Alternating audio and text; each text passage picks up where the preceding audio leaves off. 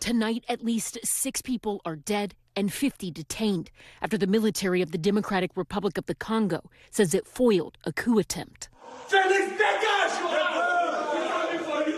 Video of the attack inside the presidential palace, verified by Reuters, was live streamed on Facebook early Sunday morning by the alleged leader of the failed coup, Christian Malanga.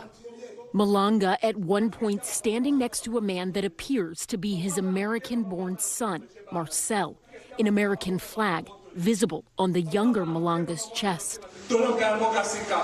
The older Malanga said the Congolese military is tired of the president, a president Malanga said has messed up the country and must leave office. The president did not leave office. Within hours, Christian Malanga was dead, killed during a shootout with presidential palace guards, according to a spokesperson with the Congolese army. Cette tentative.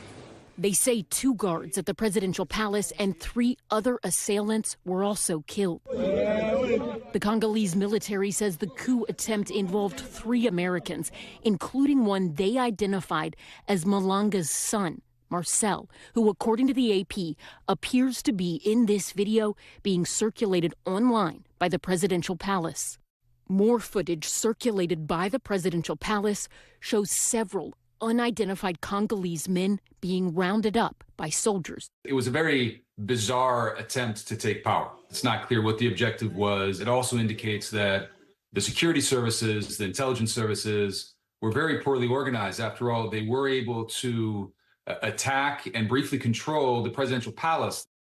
The U.S. Embassy issued a security alert on Sunday, and the American ambassador to DRC said in part, quote, "We will cooperate with the DRC authorities to the fullest extent as they investigate these criminal acts and hold accountable any U.S. citizen involved in criminal acts." The attempted coup is another black eye for the Congolese government. President Felix Tshisekedi was re-elected for a second term back in December, but opposition parties called the results a sham and demanded a rerun. The government dismissed allegations of fraud and ultimately rejected calls for a rerun of the elections.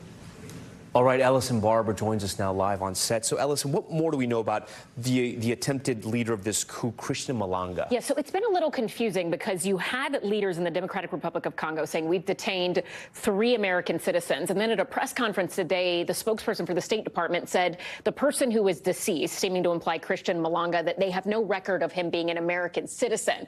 One thing that we did find is that there was an obituary that was published for a man in Salt Lake City, Utah in June of 2020. His name was Joseph, and it lists a Christian Malanga as one of his sons.